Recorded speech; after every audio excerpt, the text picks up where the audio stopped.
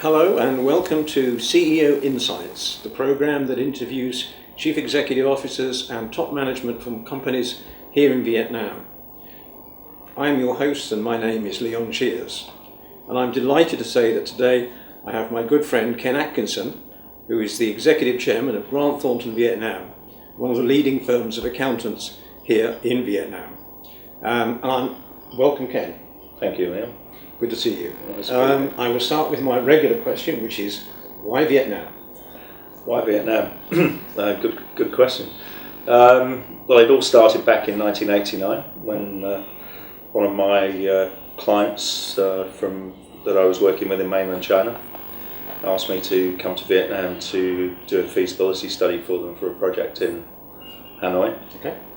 And I just fell in love with Hanoi, I fell in love with Vietnam, and decided that Vietnam was a much better option than China for my particular business. Right. Due to, well, the relative size, much smaller,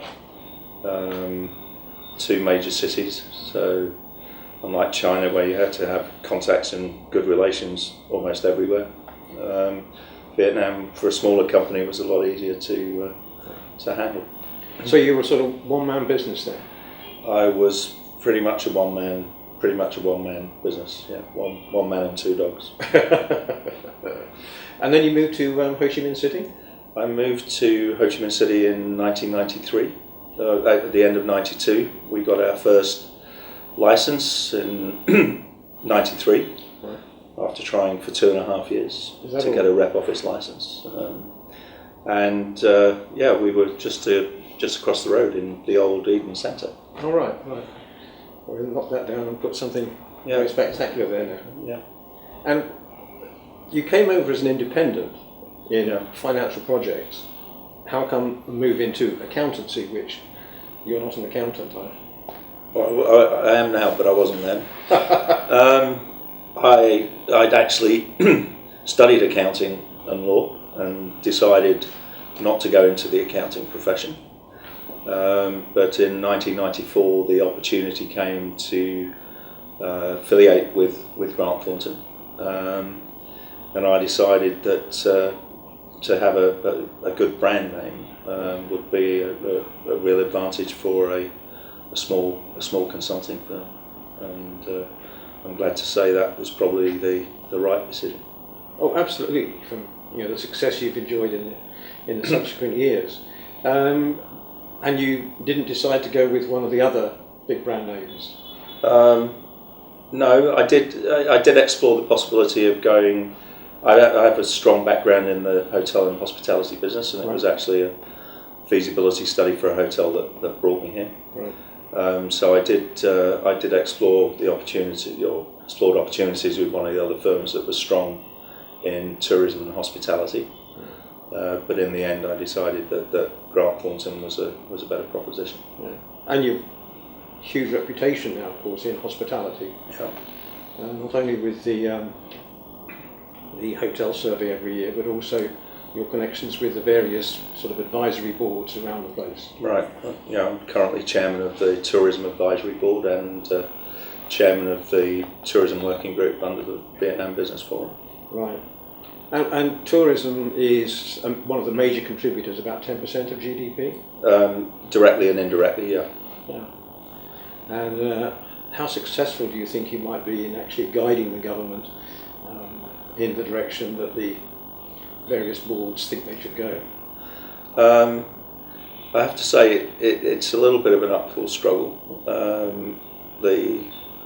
think the people at the Vietnam National Administration for Tourism actually get what needs to be done, but there's so many stakeholders, particularly when we start to talk about easing the visa restrictions. Mm-hmm. You've got the Ministry of Foreign Affairs, you've got Public Security, you've got the Ministry of Culture, Sports and Tourism, and other stakeholders. So it's quite complex, but the Prime Minister's recently taken more of an interest in what's going on in the tourism and hospitality industry. Because it is one of the industries that's sort of held up as a success, isn't it? The incoming numbers continue to rise year after year. Yeah, but I think it could do so much better. There is so much more potential here. And if you look, I always look at Thailand in the mid '80s when they were getting about 6 million foreign visitors a year. Vietnam's currently on 7.8, but Thailand's doing 22 million plus now. So that's the kind of potential that Vietnam has. Yeah. It seems that overseas investors think there's a great opportunity because we continue to see more and more international hotels being built. So where do you think the problem might lie? Is it a government not kickstarting it, or do you think the people actually involved lower down in the industry, the hotels, the restaurants, the tourist sites, the facilities and amenities are? I think there's a whole host of issues, but just to pick up on something you said, I mean, a lot of the foreign operated hotels operating under the international brands are actually owned by local investors. Yes. And there's a big difference in the time it takes, for example, for a foreign investor to get licenses and get land cleared, and because they want to do things properly, to some of the big local developers. And a great example of that is a project I've been involved with in Phu Quoc, where it's taken us 7 or 8 years to get to a point where we can actually move on to the site. And Vincom have, within 12 months, have actually moved onto a site, put up a 5-star hotel and golf course, right? So I think foreign investors are at a disadvantage. Foreign investors look to make a financial return on a project. Yeah. And because the land prices are so high, very often you don't see that. Whereas the Vietnamese investors I think they view land as a store of wealth. Right. So it's attitudinal thing. Yeah. So it's like in England when we buy a home, we don't buy a piece of land, we actually buy a house that happens to have a garden. Yes. Here people buy the land and happen to put a house on it. Yeah. Interesting. So moving on from hospitality. Moving on from hospitality. Going back, if you like, to accountancy in Grant Thornton. What has been the main difficulty in trying to grow the business? Well, Grant Thornton is well, I don't like to say franchise, but it's like a franchise. It operates in a very similar manner, so we've had to finance the growth of the business ourselves. Right. And financial resources and human resources to a certain extent have been the biggest problem we've had in growing the business. So we've had limited financial resources. That means we've been limited in the number of expats we could hire to really help train and develop local staff. But we're at a point today where nearly all our partners are now Vietnamese. So, well, the Vietnamisation of firms like Grant Thornton is actually a benefit for the country, of course. Yeah. As long as the training is there. Yeah. Well, it makes sense because if you look, I forget the number now of foreign invested enterprises in Vietnam, but it's very, very much lower than the number of local enterprises, and therefore the biggest potential market for us is actually Vietnamese companies, and you really need Vietnamese partners to deal with Vietnamese clients. Yes, you think that's because Vietnamese clients are rather more inward thinking, or it's because their experience is such that they're not quite sure about dealing with an international company? I think the ones that we deal with, of course, are looking for they're looking to the advantages of working with an international company. But on the other hand, I think sometimes culturally and language-wise, they don't feel that comfortable dealing solely with expats. Yeah. A lot of them like to see an expat, but don't necessarily want to be dealing face to face with an expat through the engagement process. Yeah. So they want it both ways. They want the international experience, but the local experience to make certain that the actual understanding. One of the difficulties, of course, is language. Yeah. Even for Vietnamese people who speak good English and foreigners who speak good Vietnamese. of which I'm So, not one. Of which I'm not one. I hesitate well, you've only to been say, here, what is it, 25 years, yeah. so Yeah. it's not surprising. For a new investor, what would be your main points of watch out for this? And Well, I think Vietnam's got enormous opportunities in a whole host of sectors, but it's not an easy place to do business. So things that one takes for granted, like setting up a company in Hong Kong or in Singapore that takes 72 hours and costs a couple of $1,000s, it's going to take you a lot longer in Vietnam. You can't get a shelf company, for example. So I always say to people when they're starting a business here, however long you think it's going to take you and however much you think it's going to cost you, double it. And if you come out ahead of that, then that's a bonus. But I think people underestimate the amount of time and the hidden costs of doing business here. Biggest challenges are lack of transparency. Although the licensing process for normal business, if you're not in sectors that are conditional sectors like telecoms and printing and stuff like that, it's a lot more straightforward now than it used to be. They're moving to an online licensing system which cuts out interaction with officials, which is a good step forward. So, but I think really understanding the culture is that's true everywhere, but I think it's particularly important in Asian countries, where face is really very important, although a lot of people don't really understand that. But I think understanding the culture is very, very important. Particularly Vietnamese, they're very friendly, they're very open, but they are incredibly sensitive, and it's very, very easy to upset people unknowingly. right, and of course, well, in my experience, they don't actually say, "I'm upset." They just very quietly just disappear. Yes. Yeah. In terms of career opportunities, where would you point people in the general direction? Career opportunities for Vietnamese? For individuals, yes, Yeah, Vietnamese people, yeah. Well, I think there's huge opportunities in the professional services field. I think it's absolutely fantastic that the first, local has been appointed CEO of HSBC. I think that's, fantastic. Major step forward.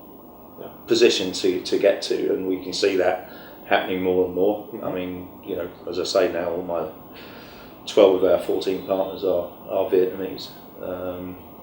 So tremendous development in that area, younger generations coming through, overseas educations. So it's going to be a very different place in 10 years' time than it is today in that respect. So professional services is a great opportunity, healthcare, education. The government has a gender equality program on its agenda. Do you think that's making any headway? I think they've had a gender equality without having a policy. When you look at the number of women in senior positions in Vietnam, I think it's quite outstanding. Yes, although not so much at a government level, but certainly in business. Yes. You've only got to look at Vina Milk and Ree and lots of other companies where the CEOs are really dynamic ladies. Yes. I've always wondered about this gender equality program, because in my experience, like you, women run the place anyway, but perhaps not in officialdom. No. Well, the males are meant to be the head of the household, but in fact they're not. But that's true everywhere, probably. Yes, more than likely. Is there anything that you would undo over the last 25 years, or do again slightly differently? Oh, I think as you get older, you learn a lot. And I'm still learning, so I mean, I wouldn't change what I've done, but I might have been a little bit more focused. I might have developed a little bit more of a strategy plan. Right. But in the early days, it was you have to kind of go with the flow a lot. So whatever strategy you try to develop is probably turned upside down within 7 days. So, but I think today, have a strategy, have a focus, and stick to that focus. Don't get sidetracked. Yeah, well, that's very difficult in an expanding and growing environment. Yeah. In terms of Grant Thornton for a minute, it's a regular accountancy firm with the usual sorts of services, audit, tax advisory, etc. Do you see that changing very much over a period of time? I think the core services will stay the same, but I think we'll see more niche services, particularly in the advisory area, like business risks, enterprise risk management, consulting with banks. So I think the services will become more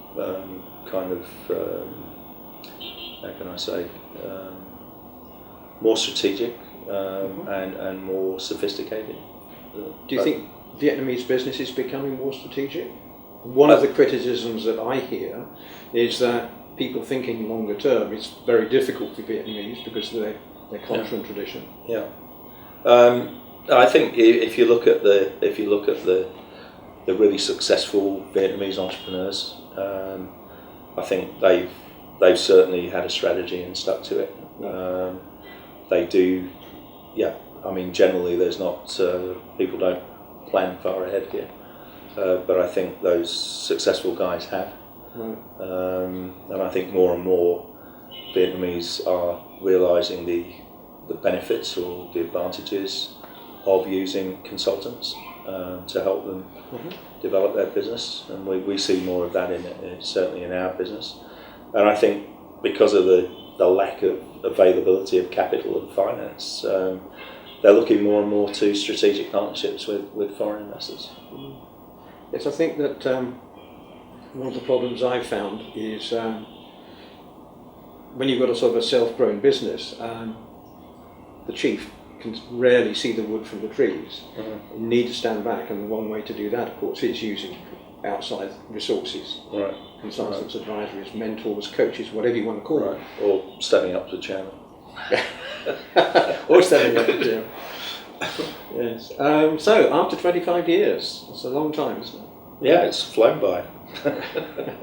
I can remember arriving down in Ho Chi Minh City from Hanoi and finding the office and moving in there, almost like it was yesterday. A few more grey hairs. And in the next 5 years, what does that hold in store for Captain Atkinson? Well, for me personally, I've committed 5 years full time with the firm as chairman, so I'll continue to focus on business development and client relationships and some advisory work. But I think for Vietnam there's going to be a lot of development. I think my prediction is 2016, 17, 18 are going to be boom years for Vietnam. Not in the same level as they were in 2006, 7 and 8, but certainly much better than they have been over the last few years. 2015? Yeah, a little bit better than 2014, but not hugely, I don't think. And I mean, we're still very uncertain what's happening in the States. Growth is down again. There's question marks being asked. The Eurozone, anything could happen with, Greece. Grexit, so they're now calling it possible Brexit. And growth, even UK, which had 2.9% last year, last quarter was much lower than the previous quarters, so possible faltering of growth there. But the EU free trade agreement and the Trans-Pacific Partnership, if ever it gets signed, should be signed towards the end of this year. That, of course, opens up a lot of opportunities for Vietnam. We're seeing a lot of inward investment because of those free trade agreements. So, I think they're going to be good years. The start to each year, the start to each year seems quite interesting because you get the positive start because it's January the 1st and we're on a new calendar. But then it takes a hiccup because we have to go through TED, and then we. Well, it's our New Year. It's not the Vietnamese New Year. Well, oh no, I fully appreciate that. And then there's TED. So really and truly, sometimes the New Year doesn't start until about March. No, not sure. Yeah, it depends when it falls, but this year certainly, although I have to say, obviously it's the busy audit season, but our advisory practice has been, and tax practice have been very busy. Well, that's what I've heard, and I was at a presentation yesterday where the last quarter of 2014 was presented as being very optimistic and very positive, and quite a lot of growth compared with 2013. And that seemed in the presentation to be carrying forward into 2015. So I wondered whether, I think everybody waits for the new year to kick off a new start, but maybe it's going to be this year, but you say 2016. Well, as I say, I think there'll be some improvements over last year. But I don't think it's going to be really significant. I think significant growth is going to come in 16, 17, 18. And the election? Oh. People will change, but nothing will change. Or people will change nominally, I should say. System here is Prime Minister moves on, but he still keeps his office and he still influences all decisions. And the current Prime Minister is destined for one of the other two major positions in government. So isn't that a good thing, some continuity? I think political stability is, the biggest concern for foreign investors generally. So political stability is a major plus factor for Vietnam. And the fact that, I always compare Vietnam to Hong Kong in lots of ways, that people aren't really that interested in politics. They're more interested in making money and improving their living standards. So, No, it seems to me that, as I say, continuity is important because you can then forget about it and get on with your daily life. Which is very important. Right, well, thank you very much indeed for your time. It's really interesting talking to you. Right, thank you. And I hope our viewers find it so as well. Right, thank you. Thank you for watching this edition of Chief Executive Insights, and I look forward to seeing you at our next viewing. Thank you.